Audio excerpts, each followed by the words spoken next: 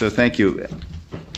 So it's now my job to introduce the chair of the Department of International Health, who's going to do the next introduction. And the chair is Dr. David Peters, who is a professor in international health, and he's worked in health systems as a researcher, policy advisor, educator, recovering bureaucrat, manager, and clinician in low and middle income countries for over 25 years. His research interests include the performance of health systems, the interaction of poverty in health systems, implementation of health services in low-income countries, innovations in organization, technology, and financing of health systems, the role of the private sector in health systems, and institutional capacity strengthening in low-income countries. He's a pioneer in the development of sector-wide approaches, which approach now commonly used to allocate aid in donor aid in developing countries. And he developed the first national balanced scorecard to assess health services and implemented that in Afghanistan for nearly 10 years. So, David? Thanks, Mike. And I have the singular pleasure of introducing Dr. Klaus Kramer.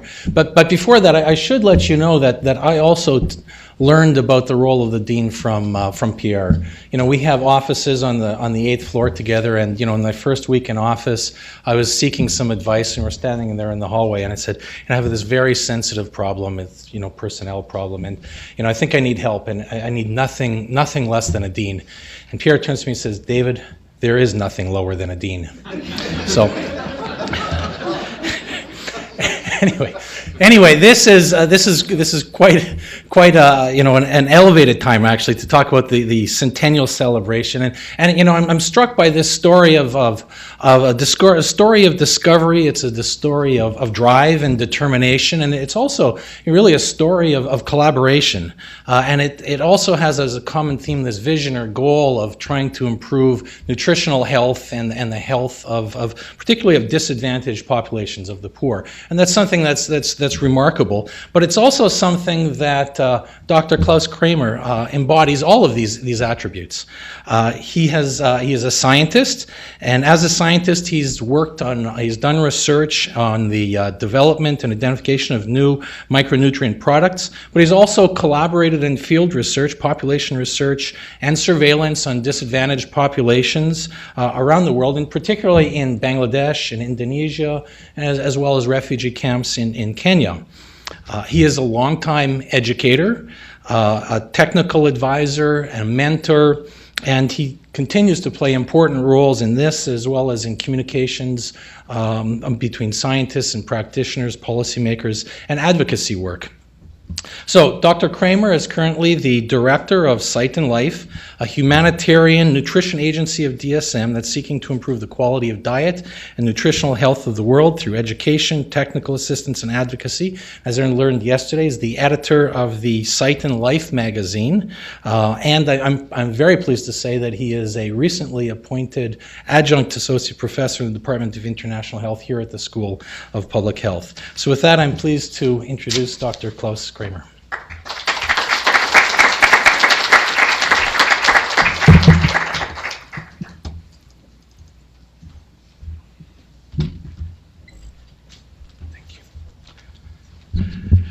Good afternoon, Dr. Peters, Dean Clark, Dr. West.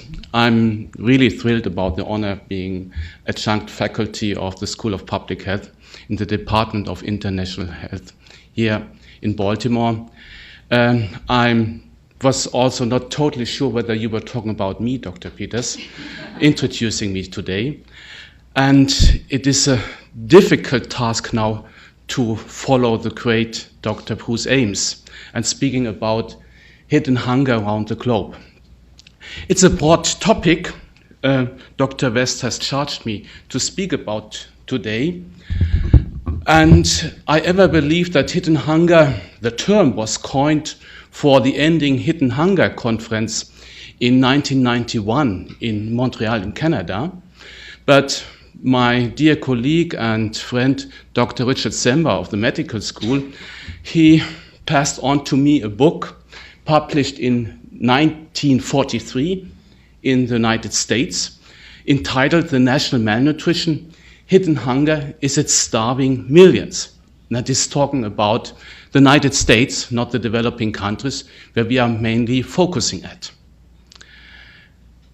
Hidden hunger has been poorly defined in the past.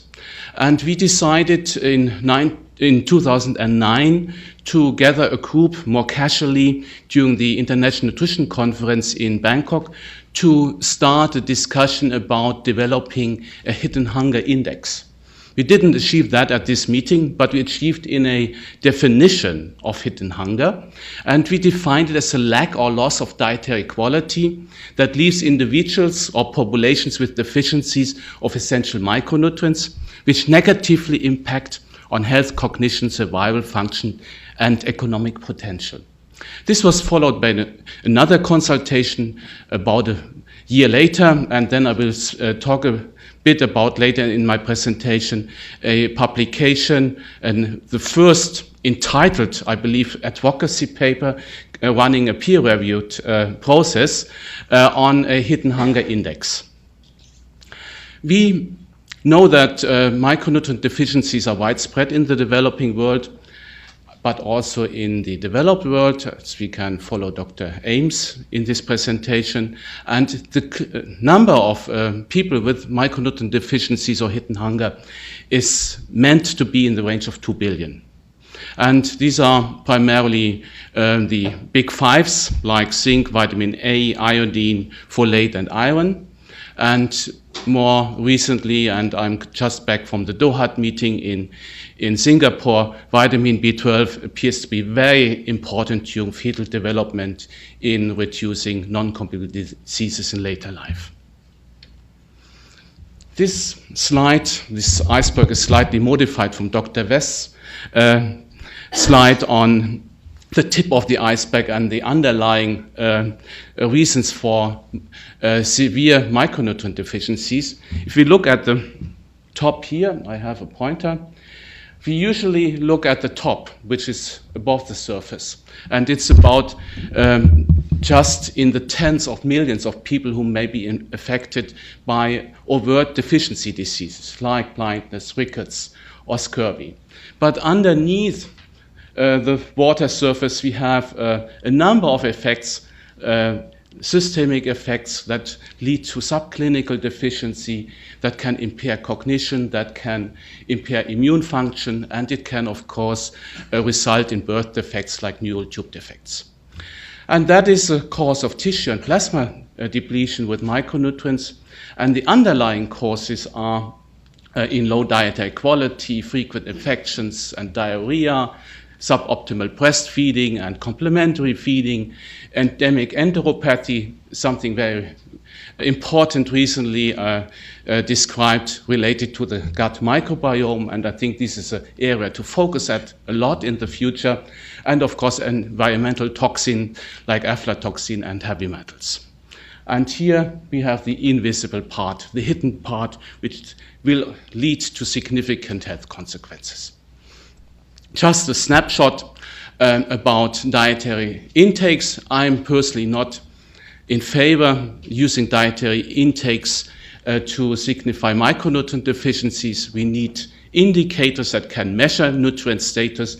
But here, a recent paper from Bangladesh using intakes of different vitamins and minerals in breastfed children and lactating women, and this is the prevalence of adequacy. And here we see that just for vitamin B6, there's almost 100% of the adequacy reached, and for some nutrients, and I hardly can believe that calcium is at 0 and vitamin A is at almost 0 in this paper, but it shows that there are still significant gaps in the nutrient supply of these micronutrients.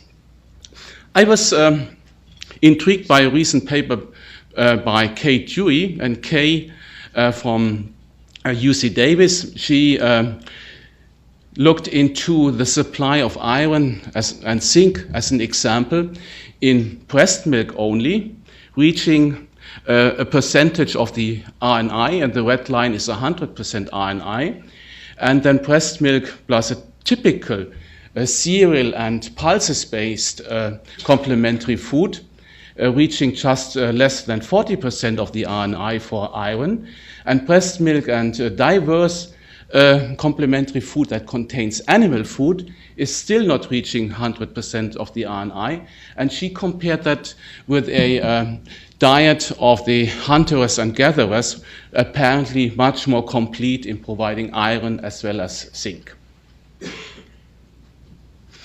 This is from a paper from Richard Zember. We published 2 years or 1 year back a special edition in the Journal of Nutrition on multiple micronutrients and evidence based on history, on epidemiology, on basic science, and on randomized controlled trials. And Richard Zember, he tried to compare the dietary diversity in different socioeconomic strata. These are the not poor. They have a number of diverse foods in the diet. And here, this is for an Asian population. Rice is still the majority, but going to the bottom with the extremely poor, they eat very little of fruits, vegetable, and oil, sugar. They cannot afford animal food, which is rich in micronutrients, and we have the highest risk of deficiencies in these poor populations.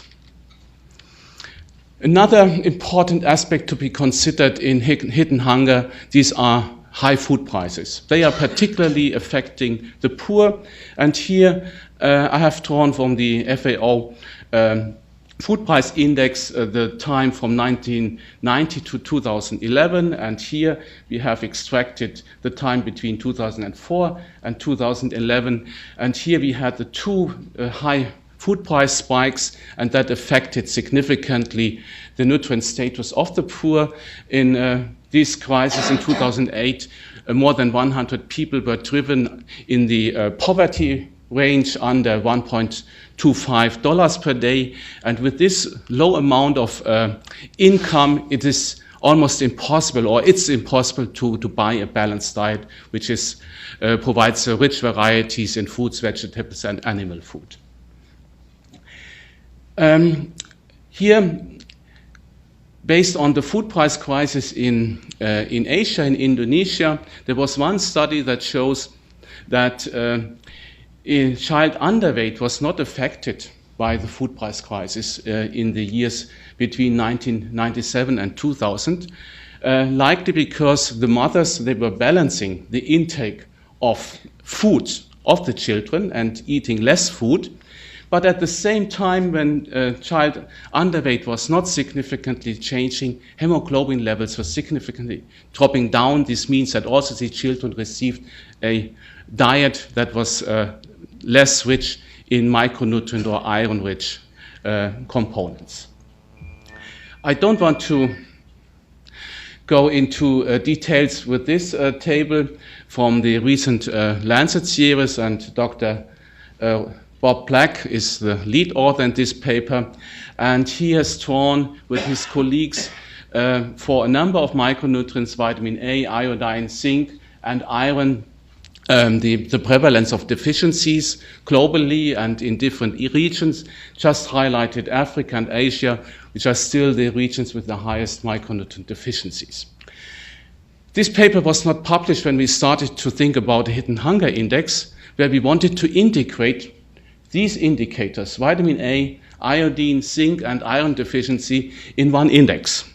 And this is a global map that was drawn from this index. The countries with the dark orange color, they had an alarmingly high hidden hunger index going to mild, and in many areas we didn't have the data. We had to rely on global databases, national representative data from WHO, UNICEF, MIX, and DHS surveys that were incorporated into this hidden hunger index.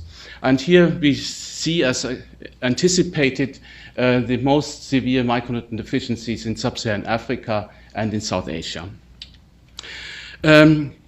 In this slide, we have drawn the DALIs derived from iron, vitamin A, and zinc deficiency, and the data were provided by Dr. Black, who is co-author of this paper. And here we also see again that the DALIs related to micronutrient deficiencies are clustered in sub-Saharan Africa and in South Asia. Just as an overview, Nigeria had the highest hidden hunger index and Ghana the lowest of the 10 countries that were most severely affected. Then we calculated a number of correlations, and this correlation here shows our hidden hunger index with the Human Development Index, which is a composite for long and healthy life, education, and standard of living. And here we see a strong negative correlation of the hidden hunger index with Human Development Index from the year 2007. And when we did the same correlating hidden hunger with undernourishment, and the recent data of undernourished people in the world is over 840 million people, there we see that there's a poorer correlation, and the undernourishment is just about caloric intake. It's the number of the people that can achieve 2,100 calories per day from the food that's available in a country. And what we still also see, at relatively low percentages of undernourishment, the hidden hunger index can be very high, as here in many of the African countries that are the letters in black. Just to briefly summarize, hidden underindex correlates with the Human Development Index. So people with a high Human Development Index had a low hidden hunger index, and at low undernourishment we even observe a high hidden hunger in the population. Micronutrient deficiencies were responsible for 1.5 to 12% of total DALIs in the 36 high burden countries, here with 1.5% for South Africa and 12%, for example, for Ivory Coast. But I would like to highlight a number of limitations. There is a lack of biomarkers and outdated national data we had to rely upon, and particularly representative data. We don't have data for multiple micronutrients, and we had even to use proxy indicators for zinc and for iron deficiency, and I think this is really an issue that we have to address and improve the data quality we are working upon. I was asked to talk about global micronutrient deficiencies or hidden hunger. This is the only slide, other than the book from 1943. And this publication from Fulgoni in 2011 shows here with the dark bars, that's a natural occurring amount of micronutrients, or in this case vitamins, in the diet. And specifically for folic acid, we see that here a significant amount of folic acid is provided through fortified foods. And the United States mandated flour fortification with folic acid in 1996. And since that time, neural tube defects and deficiencies in folic acid or folate have dramatically shrunken in this country. I don't want to speak about this specifically. There are more speakers to come, but we also have good news. We have evidence-based interventions that we can use to address micronutrient deficiencies, and Dr. Sommer will certainly talk about vitamin A supplementation, and Dr. Black, I expect, will talk about some others of these 10 evidence-based nutrition-specific interventions that were published recently in The Lancet. Just to come to an end, to conclude, single micronutrient deficiencies still persist in large parts of the developing world. We can also demonstrate that there are multiple micronutrient deficiencies that always coexist. Usually if there's an iron deficiency, like there's also a vitamin B12 deficiency or zinc deficiency or vitamin A deficiency in the population.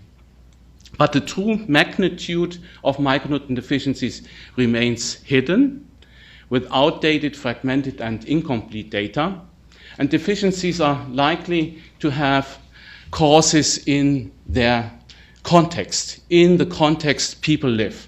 And we need to better understand the context in order to effectively eradicate micronutrient deficiencies. Otherwise, we won't be successful. And of course, we want to move more and more into programs and scaling up of programs, but we need to continue to build the evidence in science and in programs. And I would like to plead that scientists and program people would really work more closely together in order to improve the program quality.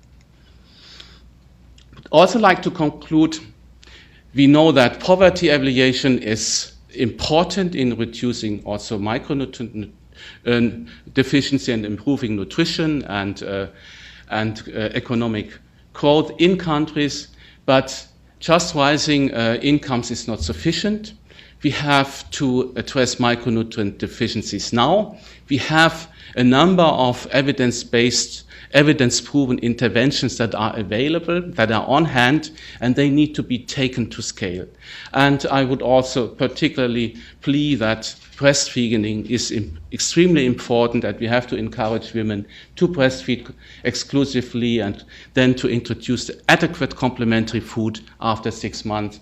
And we have to address micronutrient deficiencies through supplementation, through mandatory and voluntary fortification of stable food, and of course of using biofortification as new tools to address micronutrient deficiencies.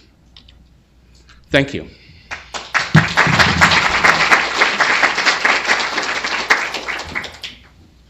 have time for probably 1 or 2 short questions. 3 minutes.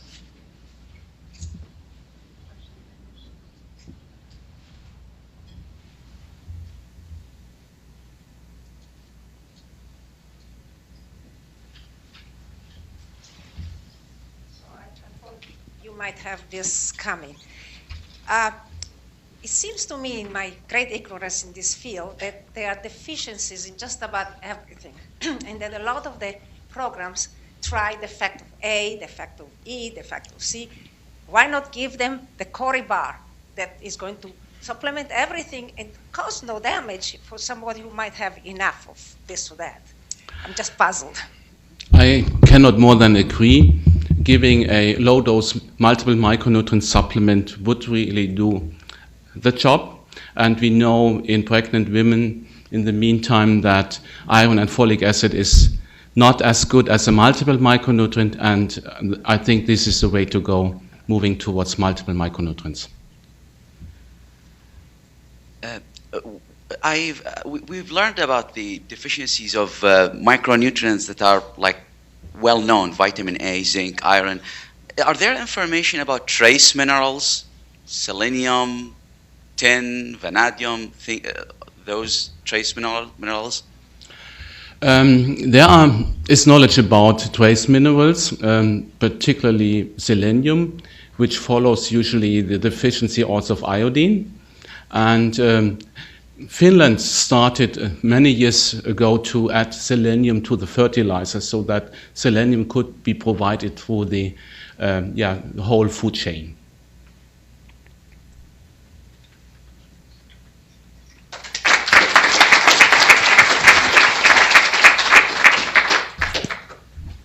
Thank you, Dr. Kramer. We've had 2 speakers that have given us a breadth of the issues that are challenging us in understanding this aspect of nutrition. Our next speaker needs really no introduction, but it is really a pleasure to do this. We have a birthday vitamin, of course, that's kicking this off, and vitamin A was named A for that reason. But we have a special speaker to address this vitamin. Dean Emeritus Alfred Sommer, Professor Alfred Sommer, an ophthalmologist. He declares he knows little about nutrition, but in fact, he knows a great deal about nutrition. Dr.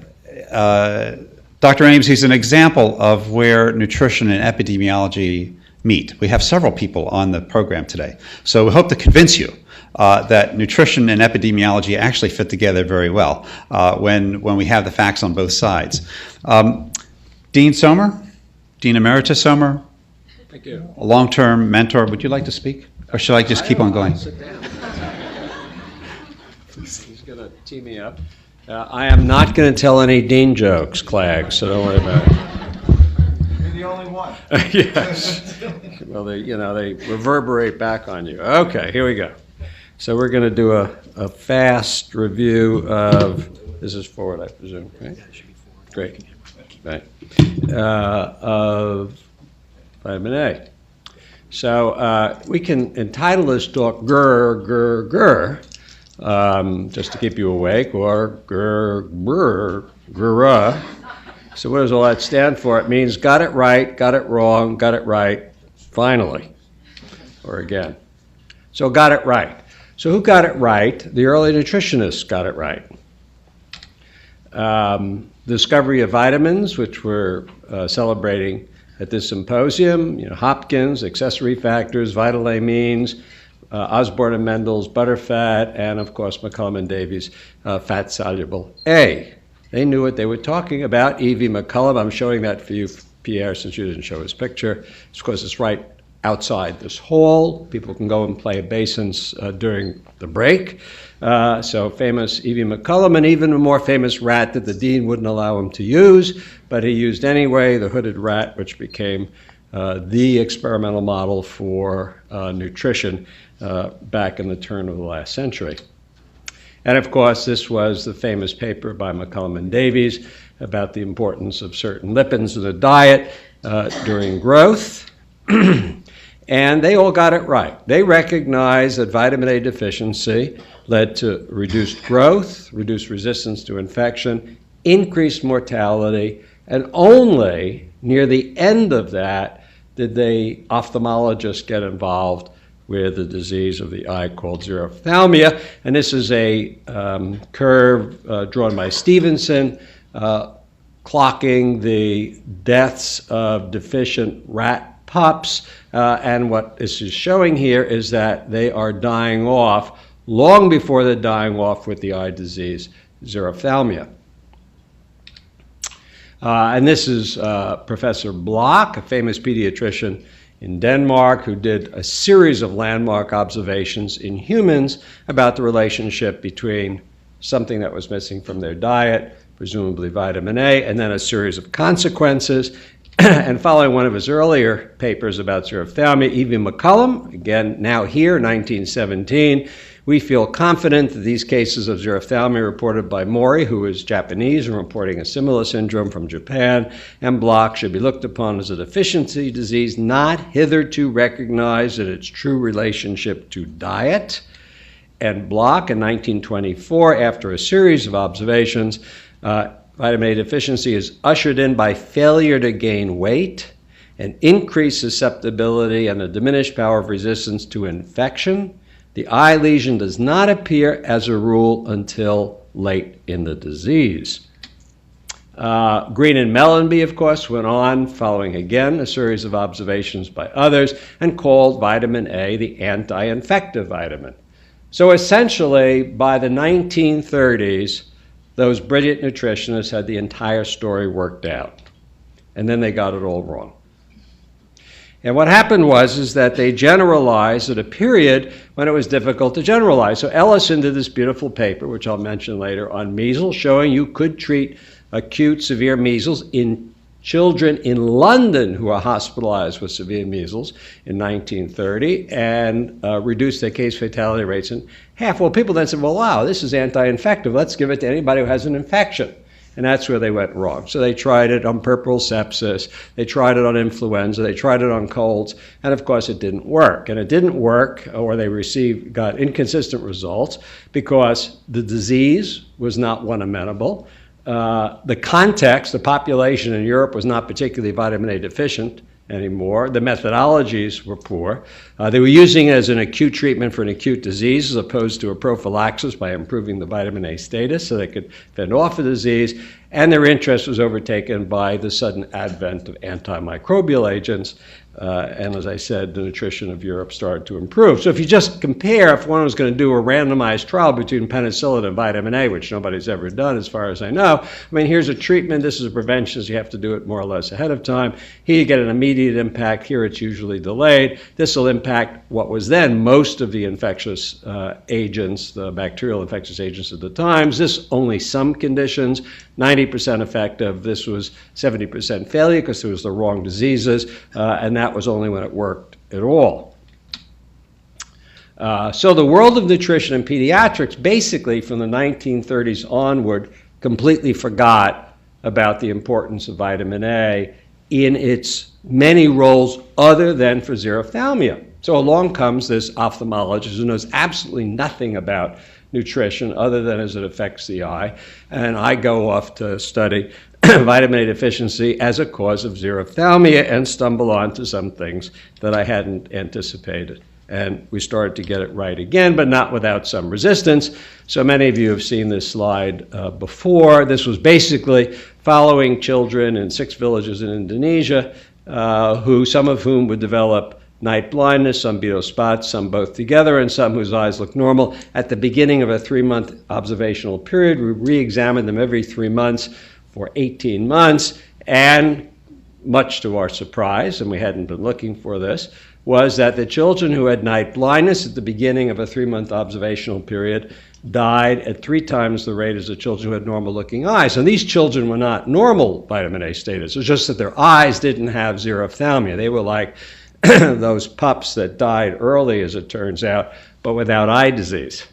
And children with a little bit more vitamin A deficiency correlated with not only their clinical condition, they had beetle spots, but also with their serum vitamin A levels, died at 6 times the rate, and those with both conditions together, a purer group died at almost 9 times the rate. So from this data, when we published this, which nobody paid any attention to because it was so absurd to think that vitamin A status could impact on mortality, by the very profession that had made the story completely validated 40, 50 years earlier, I had calculated, let's see, it must all have to do with the severity of xerophthalmia. I mean, you have to have that severe vitamin A deficiency to have increased mortality. And in that original paper, I extrapolated the death rates and said, if we could rid the world of xerophthalmia in children who are vitamin A deficient and have it, we could reduce child mortality by roughly 15%, because I thought all the mortality was associated with vitamin A deficiency severe enough to cause xerophthalmia.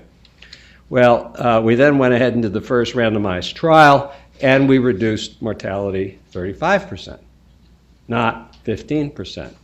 And that was the first clue, I think, we had to then rediscovering the older literature, that in fact, where did those other half of the kids who didn't die come from? They were the kids who were vitamin A deficient, but not sufficiently deficient to develop xerophthalmia. So half the deaths that were being prevented were kids who were getting xerophthalmia, half the deaths who were being prevented were kids who were vitamin A deficient, but much more mildly so they didn't develop xerophthalmia, but they were already at increased risk of severe infections and mortality. And then, as you know, lots of trials were done around the world, and except for 2 very poorly done studies, which we won't get into, the overall reduction rate was about 35% wherever you did it. Indonesia, India, Nepal, or Africa, which actually surprised me that it was so uniform. And this is just the Asian trials, which came up with an overall effect of 34% reduction in mortality, which is pretty much the same thing we got in that first original study. Now, the vitamin A status is, of course, impacting on other diseases, essentially infectious diseases that are going to kill children because they can't fend off those. They have suppressed immune responses, and they're more likely to die. This was 3 of those prevention trials where children were either given vitamin A prophylactically or given placebos, and the children who were in the villages that were assigned to vitamin A if you look at their measles mortality rate, so they got vitamin A, and some time over the next 4 to 6 months they got measles, they're only half as likely to have died if they had been in the vitamin A group. So that was prophylactic and prevention. And interestingly, we then ended up doing some trials of treatment of children who had severe measles in hospital, randomizing them to get large doses of vitamin A in the first 2 days or not, and you got exactly the same 50% reduction. And then we went back and found that original paper was done in 30 but published in 1932 in England. So we had 3 studies in which you got a 50% reduction in case fatality rates treating kids with severe measles. You got a 50% reduction in measles mortality if you just improve the vitamin A status of children before they got measles. So that's about as good as it usually gets for epidemiologic research in the field. So right after those trials, WHO UNICEF came out with a joint recommendation that vitamin A should be used for the treatment of measles anywhere in the world. The American Academy of Pediatrics followed suit here in the U.S., particularly for populations in the U.S. who might be consuming traditional diets from where they come. Still, countries wanted more data. Still, a lot of scientists didn't believe it, and we finally decided we had done enough trials, enough other people had done enough trials. We had to call a halt to this whole thing. We organized a meeting at the Bellagio Center for Rockefeller Foundation, which is a nice place. You know, the good food, good wine, beautiful scenery, hard to argue. At least that was the theory. And we got 22 people there who had been doing studies, who were experts in child survival and nutrition.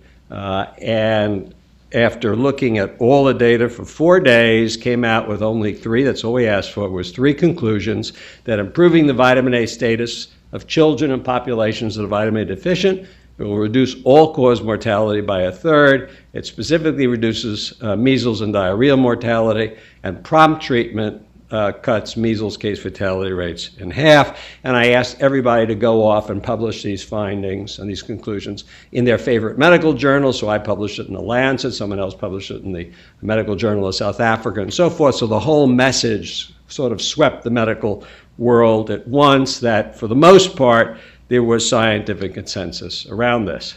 So where do we stand today? These are some nice projections that Keith largely was responsible for. Vitamin A deficiency disorder, that means any metabolic disturbance from deficiency, probably affects 150 to 200 million children every year.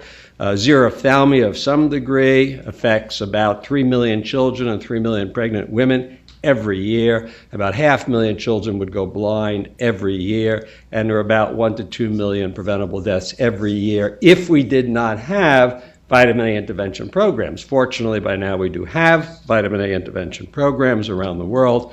One of the things is, once you have a message, you have to get the message out. This was a visit of Hugh Downs and the TV program 2020 that came to see the work and film it in the Philippines. Hugh Downs was just enamored with this work. He showed it 3 times, once on a regular program, once on the 20th anniversary of 2020, which I didn't watch, but my son watched. So they were doing clips over the first 20 years, and my son told me the next day, "You were right up there with Vietnam, Dad." So I'm not sure I wanted to be right up there with Vietnam, but anyway. And then his last program, he again showed the vitamin A story.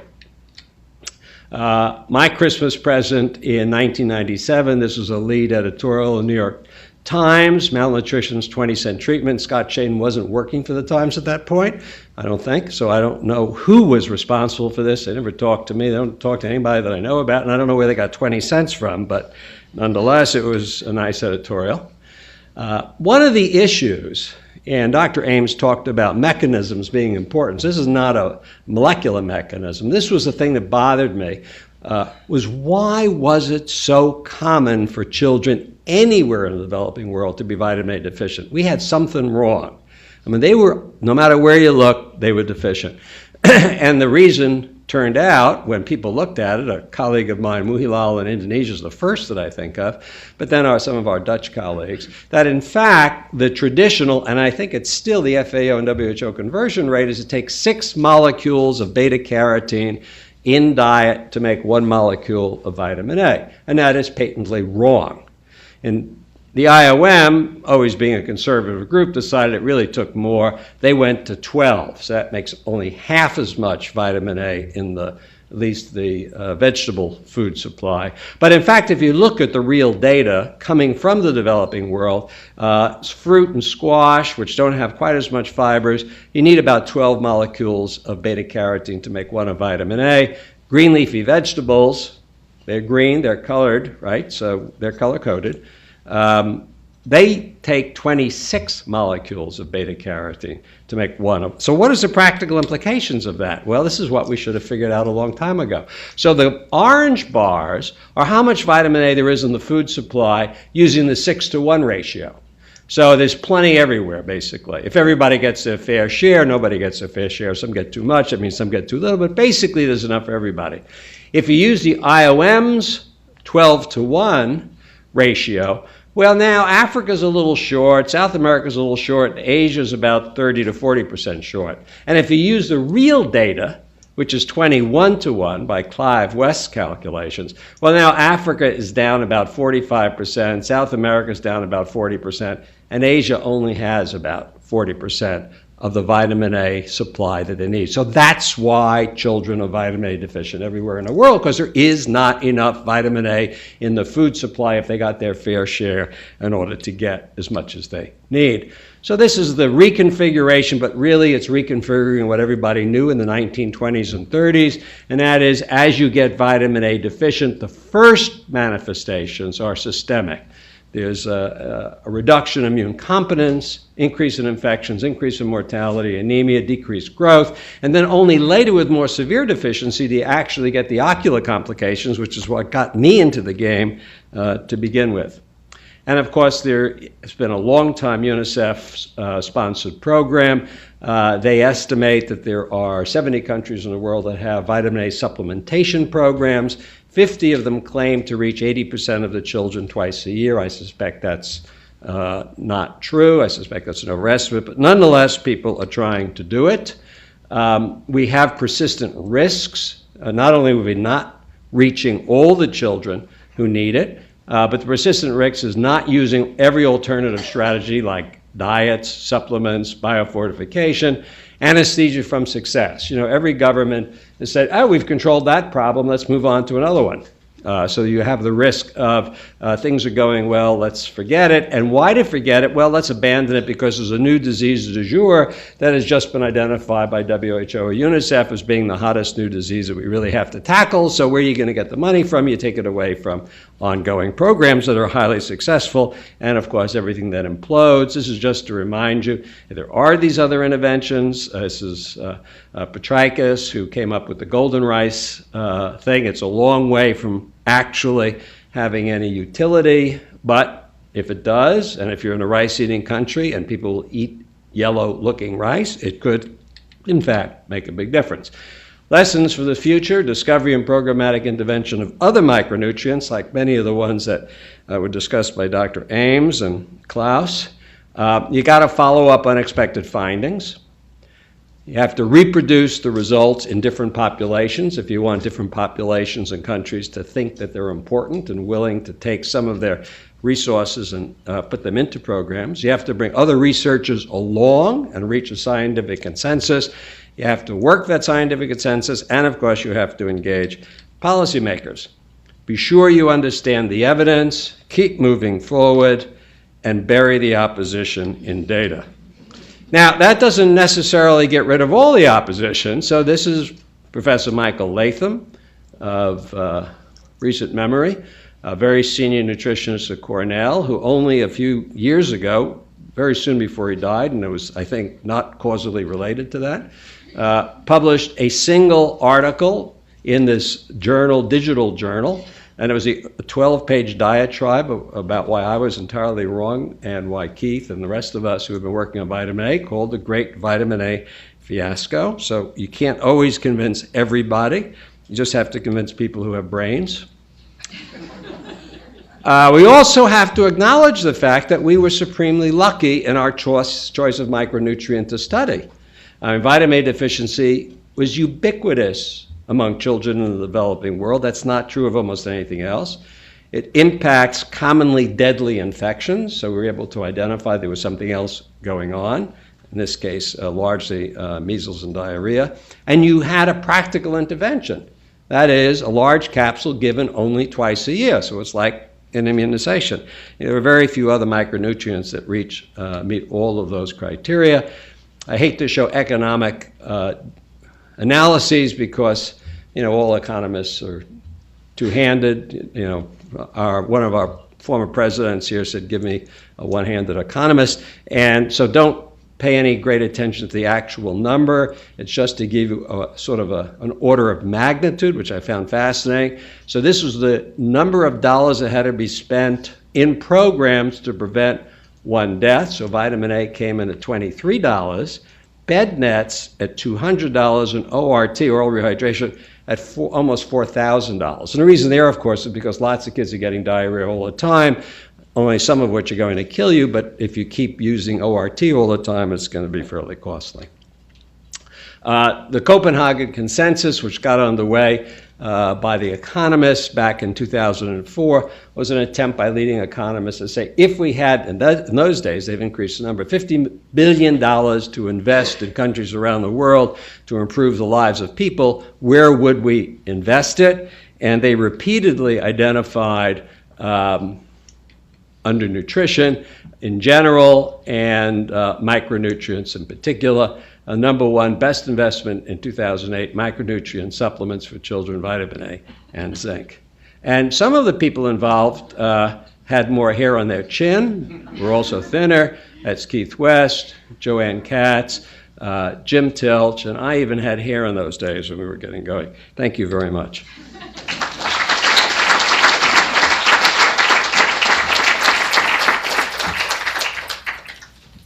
I think we're going to save questions for the end. Al, thank you very much. That was compelling, and tells the story that many micronutrients probably have to go through in one phase or another, shorter or longer.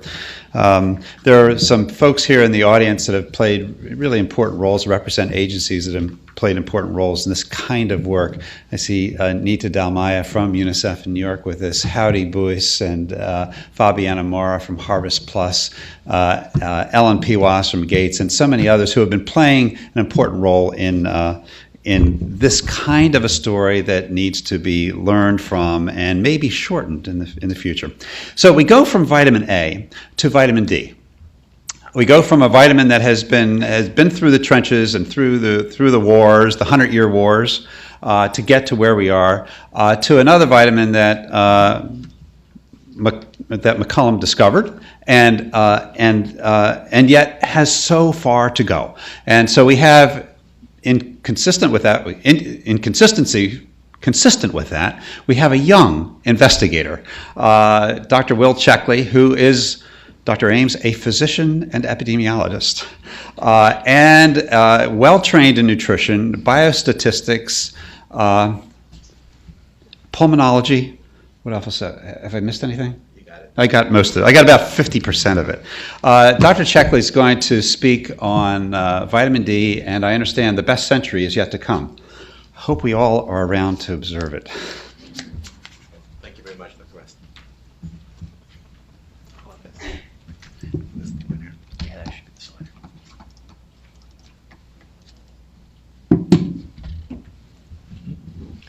Well, thank you for that introduction, and I'm honored to speak at the George Graham Lecture, especially because I grew up in Peru, and I learned how to become a physician-scientist in Peru while a student here at Hopkins. So Dr. West has charged me to whet your appetite about vitamin D and chronic disease, and that's what I hope to do, and also to just talk about some of the current controversies also in the definition and in the health effects of vitamin D. But you can't talk about vitamins without, mentioning E.V. McCollum. And as Dr. West mentioned, the story of vitamin D starts with rickets. Back in the 1600s, when there was a transition, it was increased urbanization, moving from rural to urban, rickets became a bigger problem. And there was a lot of there was a lot of research thinking about this anti-rachitic substance and how to be able to stop it. So this is where again E.V. McCollum's discovery of vitamin A, brought this idea that there could be substances that help with diseases, and Sir Malamby started by devising this diet that was free of a trace component that led to rickets. That later on was because he mentioned vitamin A in this, got E.V. McCollum's lab interested, and through a series of elegant experiments, he went ahead and his group went ahead and degraded vitamin A from oils, and then found that it initiated the healing of rickets. So that's one side of the story of vitamin D, because later it was also discovered that sunlight played a very important role, and that irradiation, whether it was sunlight or UV exposure, led to the formation of vitamin D, and that later on it was kind of in the skin as well, and the importance of sunlight to be able to activate vitamin D, and that's what led Adolf Windhaus to get the Nobel Prize in relating this steroid hormone and its conversion to vitamin D. And but is vitamin D just about bones and calcium, and does it lead to just kind of liver and kidney activation? I think we've learned so much more about vitamin D in the last 30 to 40 years, and it's just more than bone and calcium. So you think about, if you look at the literature and you see what tissues express vitamin D receptor, you can see it's all throughout the body. And as a matter of fact, there's more than 2,000 genes that are up or down regulated by vitamin D. And so there's a recent GWAS study that looked at just what happens to genes in general when in the setting of improved vitamin D levels. And they basically showed that the improved serum vitamin D was associated with a 1.5-fold alteration in the expression of at least 300 genes. So it's playing an important role. And as a pulmonologist, I do need to talk about the lungs, and you can see that vitamin D is activated in multiple tissues, including the lungs. So then this study here by Hansdotter et al. Shows that primary respiratory epithelial cells play a role in converting just the 25-hydroxyvitamin D to the active form of 125. And they did so by showing, just kind of taking two different cells. One was a cancer cell line, and another was a primary respiratory epithelial cell, showing this conversion.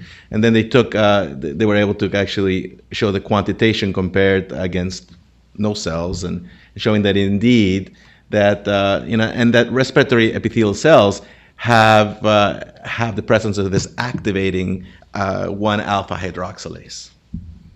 So how is vitamin D defined? And this I think is being a topic of controversy. And there's no clear consensus. You have expert panels disagreeing on this, and from the IOM to the Endocrine Society. So deficiency, I think the deficiency part, most people say, so less than 20 is probably a bad thing. I think it's being more difficult to what defines insufficient, what defines sufficiency, and there's a big disagreement in this middle region, and whether 30 is enough. But that aside, if you just look at the global burden of vitamin D deficiency, this is a big problem. Just talking about 1 billion people are affected, and if you look at numbers, and especially in high-income countries, anywhere from 40 to 100% of elderly, apparently healthy Americans and Europeans suffer from this deficiency, and it's also highly prevalent in children and adolescents, and especially in countries where you expect to have a lot of sunlight. We had an opportunity to look at a population-based study, and this was in Peru, and we took two sites in Peru. One was in Lima, and the other in Tumbes. There was about 1,400 kids, and about 200 of them had vitamin D measured. And one of the things that we found and what we discovered was that despite the fact that we're talking about a very narrow range, Lima and Tumbes in distance, there was a significant deficiency of vitamin D in the Lima kids, about 50% compared to the Tumbes kids. And these are box percentile plots, basically. What it shows is just an adaptation of a box plot in which here's the 50 percentile, 25 percentile, 10 percentile, 5 percentile, so on, and the opposite side. So one could see if you take the 20 nanograms per milliliter cutoff, there's a significant deficiency of vitamin A and vitamin D in Lima versus Tumbes. And a lot has to do, again, just going back to the 1600s as to how Ricketts started with urbanization and what problems that urbanization bring, whether it's just spending more time indoors, the increase in obesity, and we know that fat cells sequester vitamin D. But also, we know that there are race differences in vitamin D levels. So it's well known that blacks have lower vitamin D levels than do whites, and part of the reason is skin pigmentation. There's less sun penetration. But in a study that was recently done here in Baltimore, about 2,000 adults that decided to look at this a little bit more carefully and think about what these data are saying. So indeed, in these adults, vitamin D levels were lower. Vitamin D binding protein was lower, but bone mineral density was higher in blacks versus whites. And more importantly, when they went ahead and they came up they did a measure of what the bioavailable vitamin D, they were exactly the same between blacks and whites.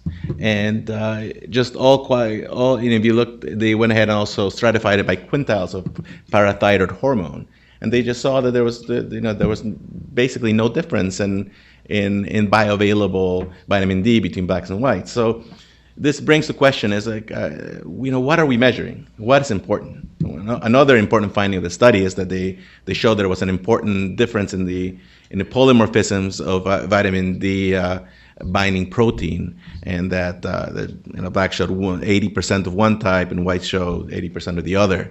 So could it be that are we measuring the right biomarker to say that this is a deficiency? So thinking about health effects in vitamin D, and we're going to focus on chronic disease. So we've learned a lot about vitamin D, and more information just has come to light. And you can see it affects multiple organ systems. It goes anywhere from just generalized angiogenesis and apoptosis to prevent clonal proliferations and in specific groups like breast, colon, prostate. In the kidney, it helps to regulate renin, decreases renin expression, which also helps with blood pressure. In the pancreas, it helps to augment insulin and augment its sensitivity as well. In the immune system, it has many roles in the immune system, all the way from microbial activity to cytokine regulation, to immunoglobulin synthesis, to hematopoiesis.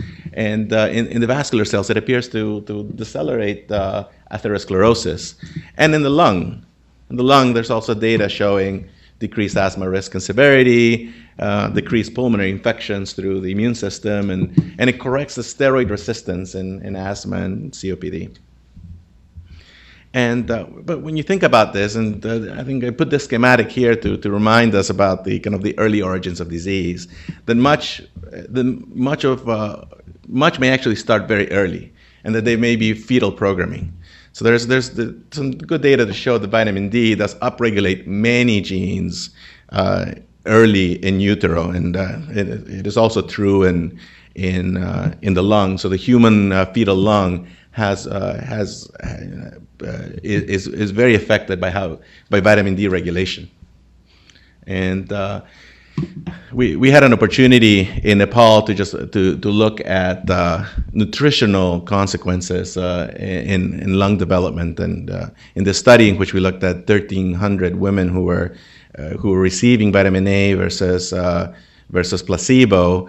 And we were able to show that this plays a big role in lung development. But Dr. West made me remember that vitamin A and its especially vitamin A receptor is coupled to vitamin D, and that a lot of the effects that vitamin A are probably having are linked to how vitamin D is working. This schematic I took from a website that is a website in vitamin D, and it's a semi-quantitative interpretation of what's available. But basically what I wanted to illustrate here is that indeed it appears, and based on the evidence, that as you increase your levels of vitamin D, many chronic diseases are affected. And when you look at the literature and try to summarize the information, it's being mostly based on observational studies. I think there's a good amount of randomized trials, and a lot of these randomized trials come from in cardiology. I think there's been a good amount of evidence, a little bit more evidence in cardiology than in other areas. But at least in overall mortality, when they've actually looked at what vitamin D does, it appears to have a 6 to 8% decrease in mortality with vitamin D supplementation. And this is equivalent to about a 10 to 20 nanogram per ml increase in vitamin D. And in this one meta-analysis, which included about 65,000 individuals, it basically shows that there appears to be a plateau. It seems to kind of level off somewhere here in the higher ranges, anywhere beyond 50 to, it kind of levels off somewhere a little bit over 50, kind of 30 nanograms per ml.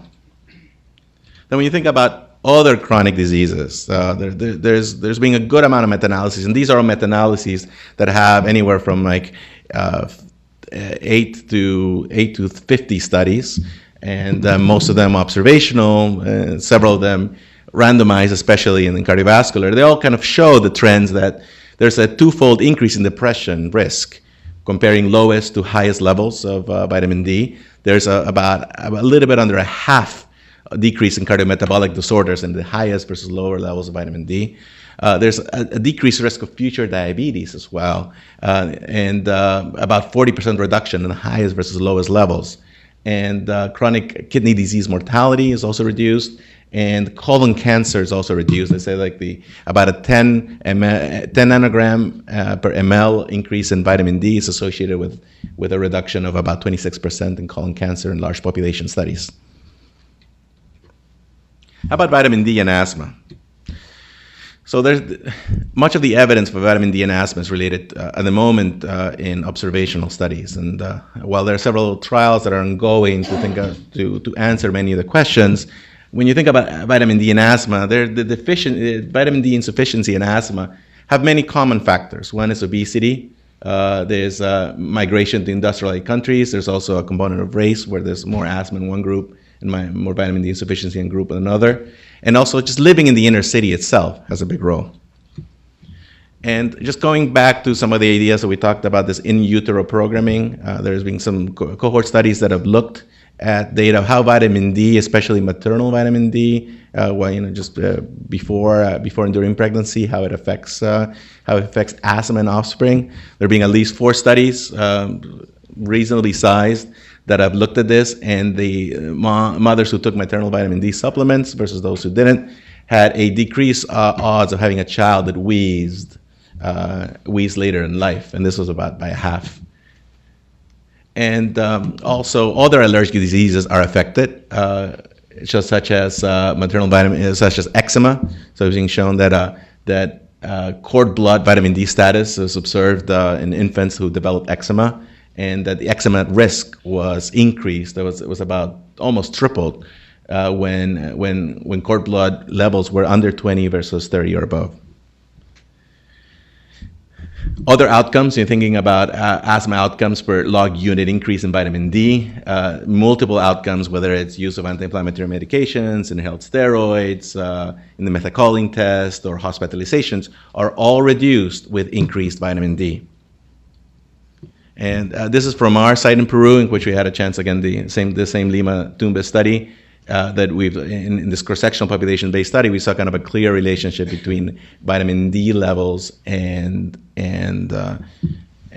asthma prevalence, both especially when you stratify it by site as well. And when we had a chance to do an analysis and a multivariate approach, again, you see that there's a high prevalence of vitamin D deficiency in Lima versus Tumbes. But what was interesting is that we found that the odds of asthma was pretty much in that group of children who had atopic disease or allergic disease that requires some immunomodulation, which probably is the role of vitamin D. So we're speculating that probably it's that group of children that have atopy that benefit the most from higher vitamin D levels in how this affects the risk of asthma. And kind of the last point I wanted to make is that of vitamin D and steroid resistance. So there's kind of good data already showing that vitamin D deficiency may increase steroid resistance. That is very important in obstructive lung diseases like asthma and COPD.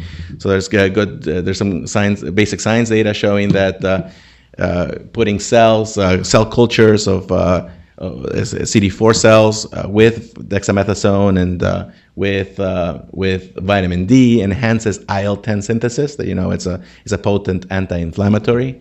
And then in a study, the CAMP study that looked at severe asthma, it basically showed that vitamin D deficiency was associated with a slower increment in FEV1, which is just lung size or lung function. And in these kids, there was a much lower growth or poorer growth of lung function in these group of kids, which is also being seen in adults with COPD and according to the levels of vitamin D. But when they went ahead and they just analyzed and more just categorically, they saw that this group that was on inhaled corticosteroids and were vitamin D sufficient had better outcomes than the rest of the groups. You can see that the vitamin D insufficient levels, even though they're on inhaled corticosteroids, they had higher risks of having severe exacerbations. And then vitamin D plays a big role in the lung. So we know that it's probably having some immune effects that leads to reversal of steroid resistance. It has an improved handling of respiratory infections, where it's showing you that the vitamin D is activated in the lungs, and that it probably has an important immunomodulatory role in the lungs. And it probably also has a big role in allergic disease, so reducing allergic disease. And also, it appears to have through their kind of the vitamin D receptor and the retinoic acid receptor complexes, it appears to also decrease airway smooth muscle proliferation, all benefiting multiple aspects of the disease and asthma. And then finally, just should we be supplementing kids based on the evidence that we have, or adults, for many of these diseases? And the expert panels have not been convinced, and they haven't been convinced about the information yet. They basically say that there's insufficient evidence other than for musculoskeletal health, mainly because many of these studies are observational. We have some few good randomized trials, but I think more evidence is needed, especially in multiple diseases. And just kind of the safe upper limits right now are kind of 3,000 international units a day for children under 9, and then 4,000 for those above 9. And what are the future directions for vitamin D, and what should we be thinking about, kind of the next steps? So there's insufficient evidence to recommend supplementation at a larger level, but it's potentially a powerful intervention given its simplicity of administration.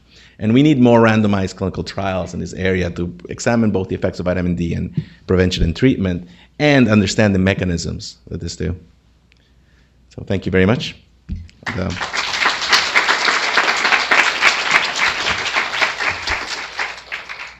We're running a little bit late for our coffee, but we can take one question while the coffee starts to get poured. Who wants to be that person? Ingrid?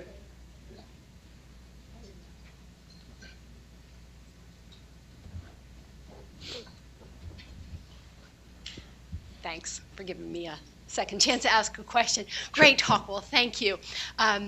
Questions about your own study. How do you tease apart the cause and effect to naysayers who say, oh, well, kids with asthma, especially in rural areas, don't play outside because they have asthma? How do you know the asthma isn't the cause of the low vitamin D rather than the other way around? And in keeping with that, you've reported the elevation, the latitude, but not the altitude, the elevation of those two sites. And I know Michael Hollick found out that seaports and urban areas tend to have fog and pollution that blocks it, and that may be more important than the latitude. So how do you account for elevation, and also elevation's contribution to asthma and pulmonary disease in general? Two great questions. So thank you. So the first needs better evidence from longitudinal studies. You're right. We did studies that were cross-sectional in nature. It's a good segue because we have an ongoing longitudinal study in which we're following about 1,400 kids with and without asthma, in which we've characterized vitamin D at baseline and having an opportunity to look at longitudinal symptoms over time. So hopefully this can give some of the temporality relationship. It's still association based, but I think the next step is to think about randomized trials and to think about supplementation of vitamin D in children with and without asthma to see if this has an effect. And luckily we have at least 4 large trials that are ongoing in asthmatic children to see if that has an effect. And hopefully in the next year or 2, we should hear the results from many of these trials. So the question of urbanization, I think, is a critical one. You're correct that air pollution plays a very big role. So the data that we had in our study didn't show the data, but we had an opportunity. We teamed up with colleagues at Environmental Health Sciences, especially Pat Bricey, and had an opportunity to do several measurements of air pollution, ambient air pollution in both the sites, and found that Lima had like at least 3 to 4 times higher rates of air pollution, and probably is, and you know Lima is a horrible foggy place and smoggy place, and probably does contribute a lot. And this idea of urbanization, going back to how the problem of rickets started, is the transition from rural environments to urban environments, living indoors and not as much exposure to the sun. As for altitude, I haven't had a chance to kind of explore the relationship of altitude and vitamin D yet, but I can say that just a little bit of time outside in high altitude, that gives you a good sunburn. So, well, and I know we have a tea and coffee break, so don't forget to add milk. Okay.